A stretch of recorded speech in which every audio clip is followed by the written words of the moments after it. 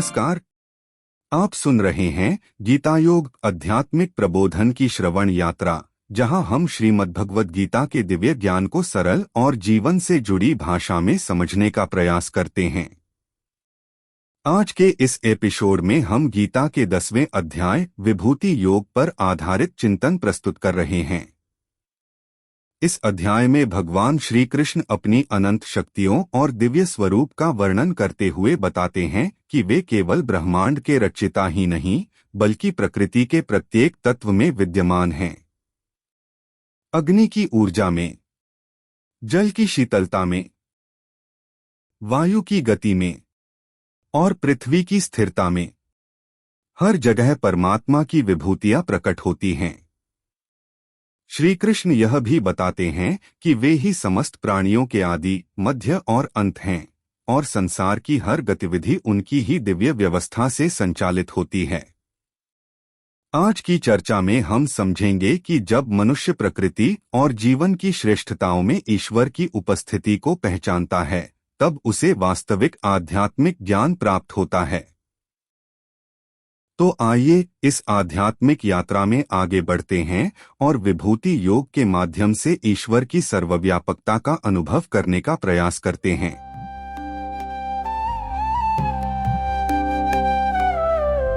चलिए इस विषय की गहराई में चलते हैं। आज हमारे पास जो स्रोत है ना, वो हमें एक बहुत ही रहस्यमयी और गहरे दर्शन की ओर ले जाते हैं।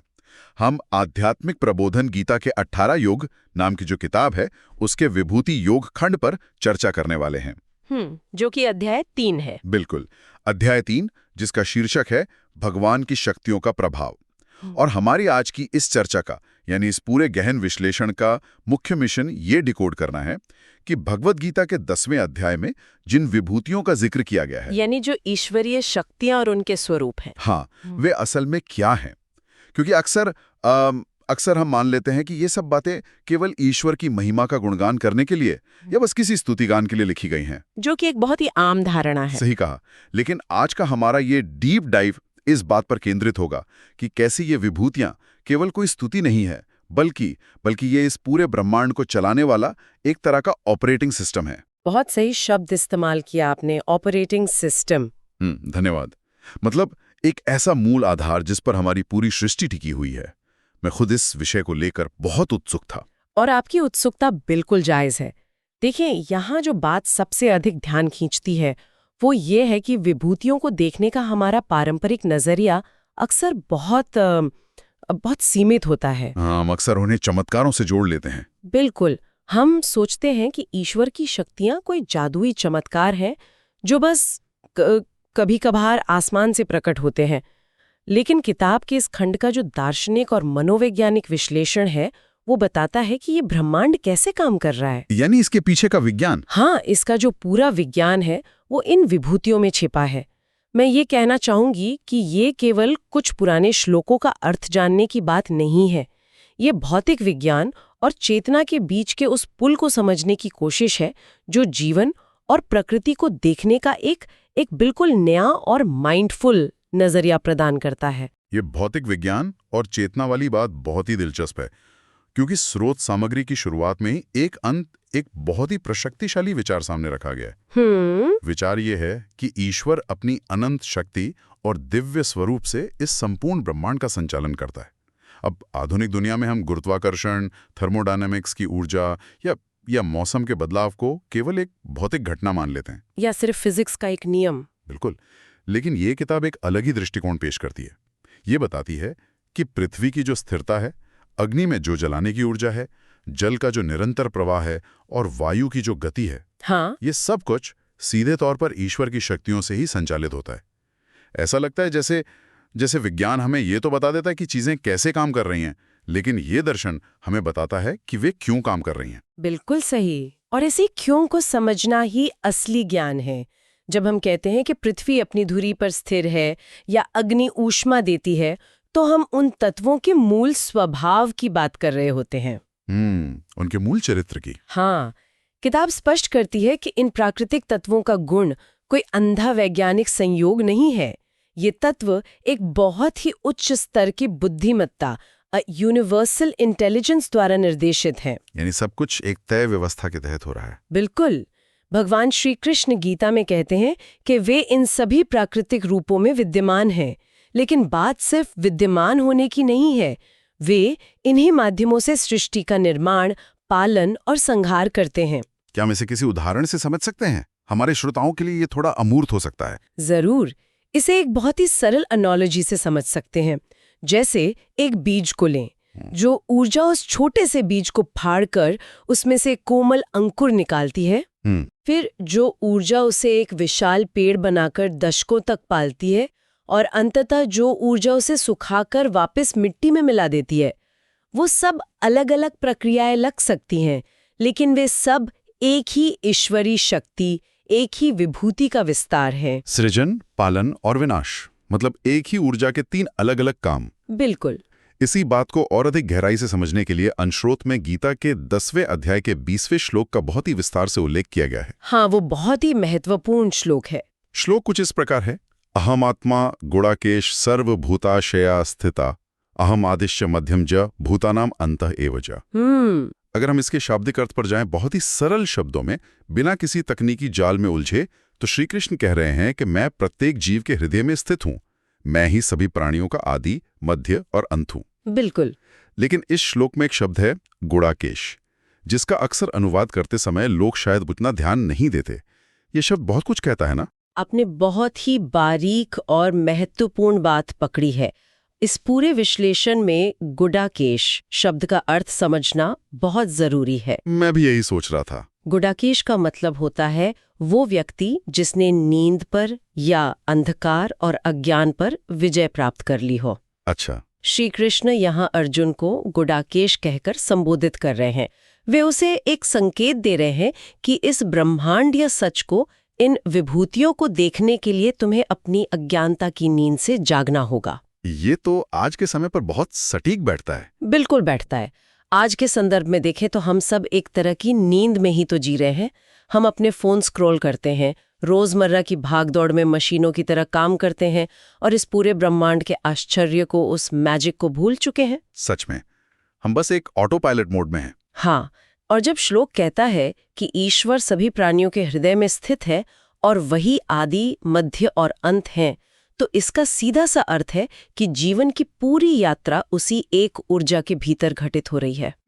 जैसे एक कंप्यूटर के अंदर चाहे जो भी सॉफ्टवेयर चल रहा हो, जो भी फाइलें बन या मिट रही हों, उन सब के पीछे जो बिजली दौड़ रही है वो एक ही है। क्या बात है। उसी तरह जन्म जो कि आदि है, जीवन जो मध्य है और मृत्यु जो अंत है, वे उस एक निरंतर ऊर्जा के बिना संभव ही नहीं है। ये बिजली वाला उदाहरण बहुत सटीक है। जैसे बिजली खुद दिखाई नहीं देती, लेकिन स्क्रीन पर चल रहे हर दृश्य को वही मुमकिन बनाती है। बिल्कुल। स्रोत भी इसे सूर्य की किरणों के उदाहरण से भी समझाया गया है।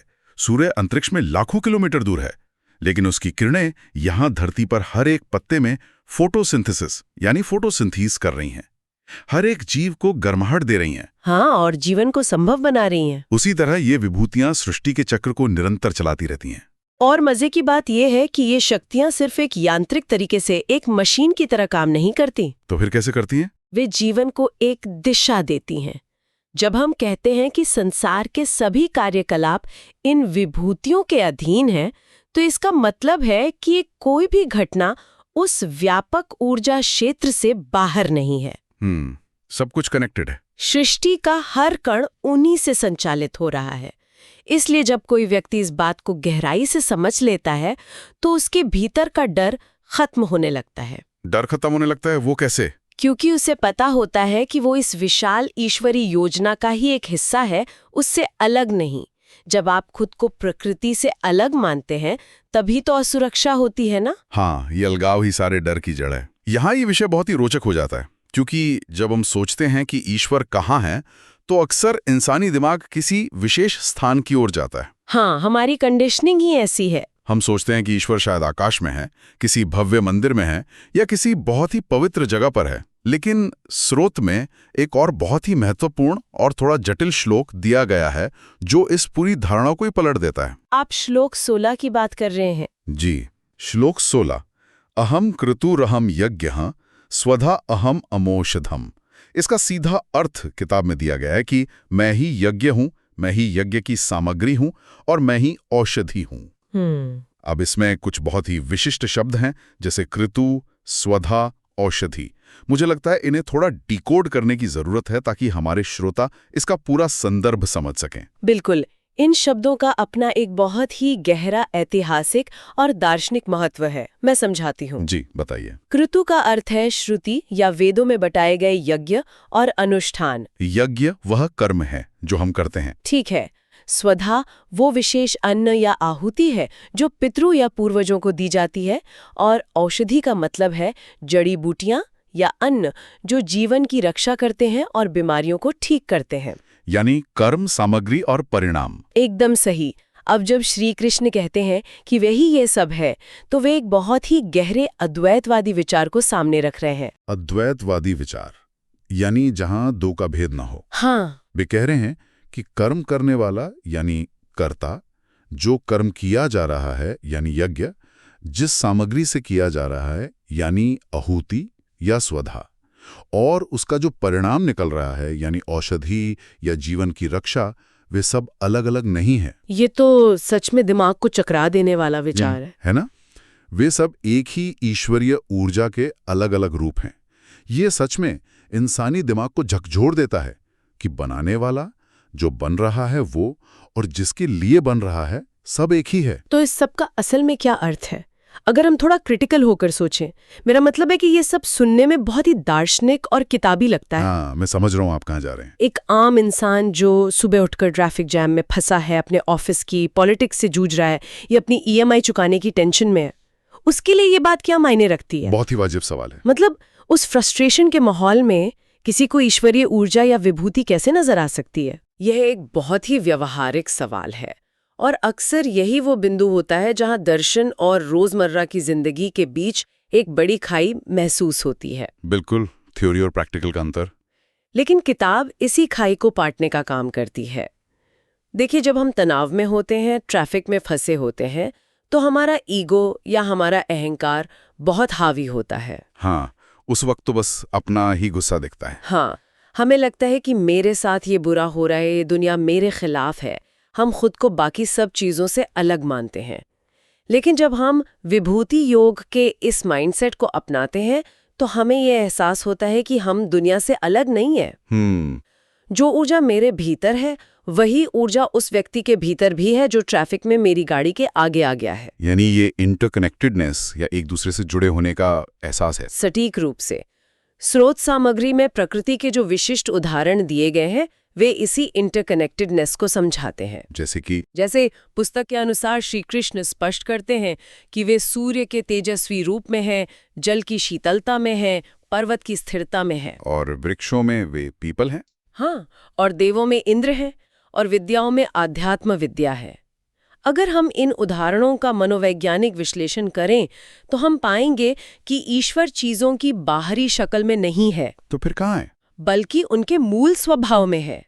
सूर्य का तेज उसकी पहचान है, जल की शीतलता उसका मूल चरित्र है, जो उनका सबसे बुनियादी गुण है। बिल्कुल, यानी हर चीज का जो सबसे उत्कृष्ट गुण है, जो उसकी एसेंस है, वही ईश्वर है। एसेंस, ये शब्द बहुत सटीक है। जब एक इंसान इस नजरिए से दुनिया को देखता है, तो ऑफिस की पॉलिटिक्स या रोजमर्रा की टेंशन बहुत छोटी लगने लगती है, क्योंकि वो एक बड़े चित्र को देख रहा होता है। हाँ, क्योंकि वो व्यक्ति हर स्थिति के भीतर छिपे उस गहरे पैटर्न को, उस ऊर्जा को देखने लगता है। अगर हम इस प्राचीन दर्शन को हमारे समाज और हमारी नैतिकता के लेंस से देखें, तो क्या इसका ये मतलब है कि जब हम हर चीज में ईश्वरीय विभूति को देखते हैं, तो हमारे काम करने का तरीका अपने आप बदल जाता है? बिना किसी संदेह के। किताब इस बात पर बहुत जोर देती है कि भगवान की विभूतियां केवल जंगलों में ध्यान लगाने वाले सन्यासियों के लिए नहीं है। ये हम जैसे आम लोगों के लिए भी है। बिल्कुल, समाज और नैतिकता पर इसका सीधा और बहुत गहरा प्रभाव पड़ता है। अक्सर समाज में लोगों को नैतिक बनाने के लिए डराया जाता है। हाँ, कि अगर बुरा करोगे तो नर्क में जाओगे, पाप लगेगा। सही कहा। लेकिन विभूति योग एक अलग ही मार्ग दिखाता है।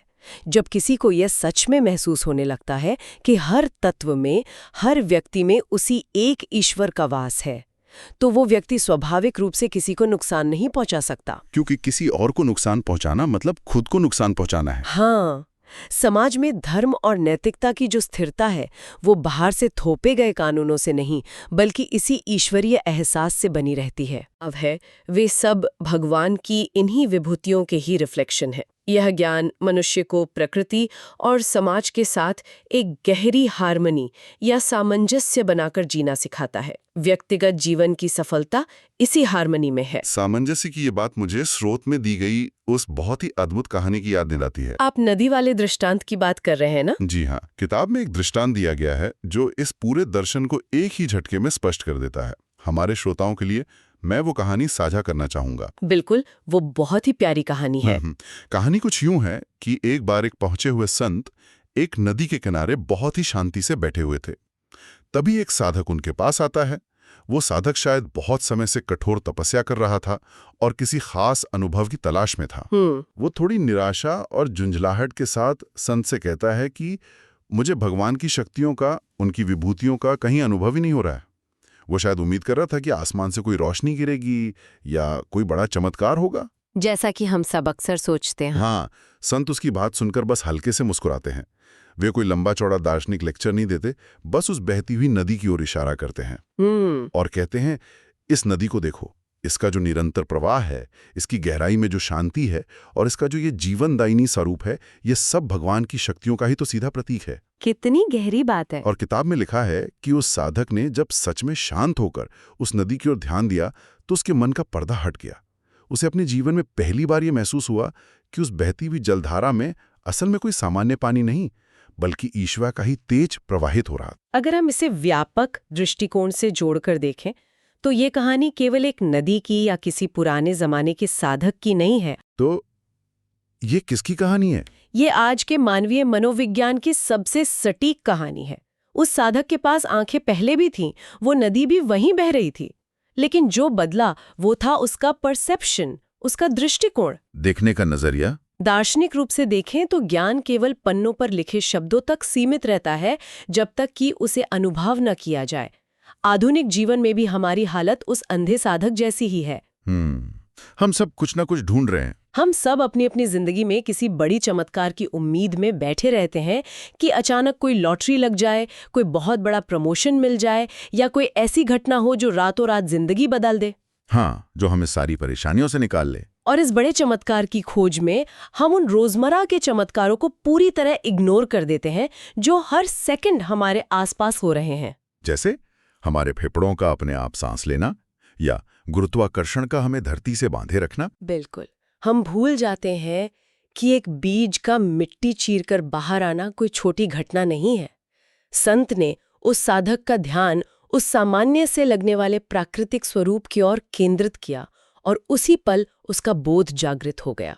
ये एक तरह का आहा मोमेंट था उसके लिए। हाँ, ये इस बात का प्रतीक है कि विभूतियों का ज्ञान केवल पढ़ने के लिए नहीं है बल्कि अपने भीतर एक शिफ्ट लाने के लिए है, एक आंतरिक बदलाव। हर सामान्य घटना में, हर जीवन रूप में उस असीम उपस्थिति को महसूस करना ही सच्ची आध्यात्मिकता है।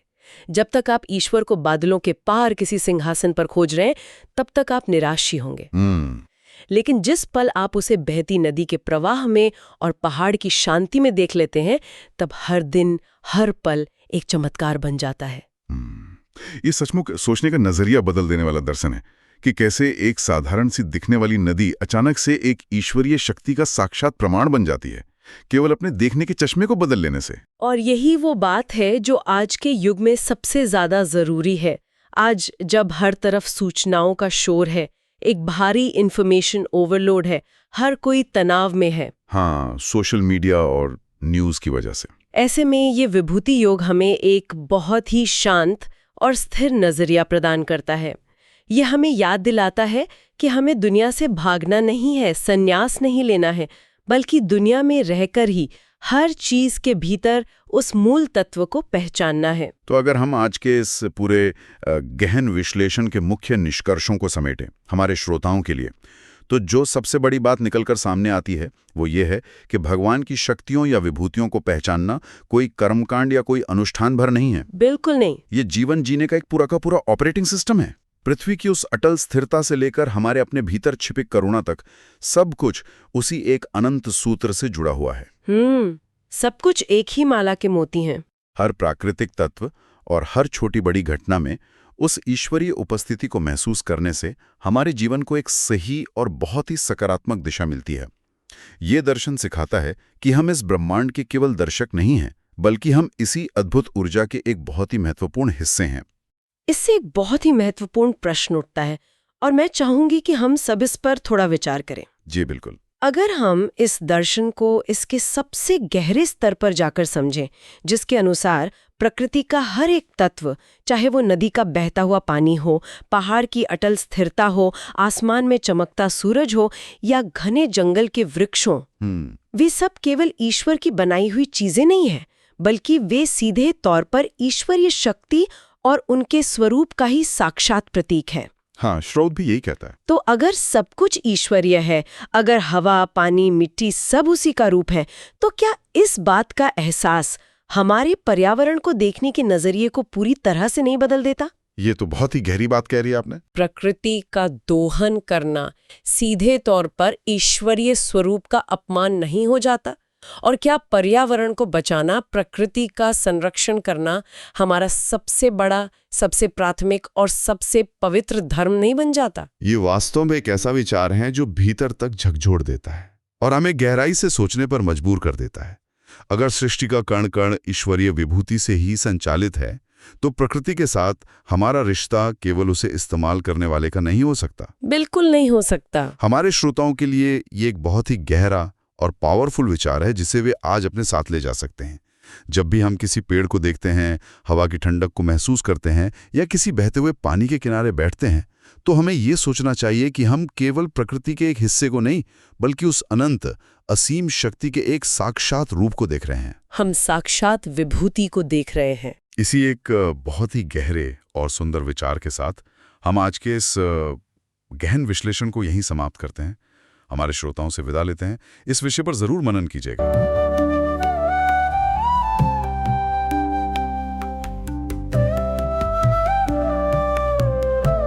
आज की इस चर्चा में हमने जाना कि विभूति योग हमें संसार को एक नई दृष्टि से देखने की प्रेरणा देता है।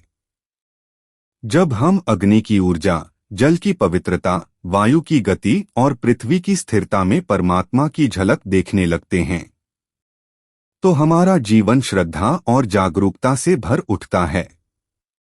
भगवान श्री कृष्ण हमें यह सिखाते हैं कि ईश्वर किसी एक स्थान या रूप तक सीमित नहीं हैं।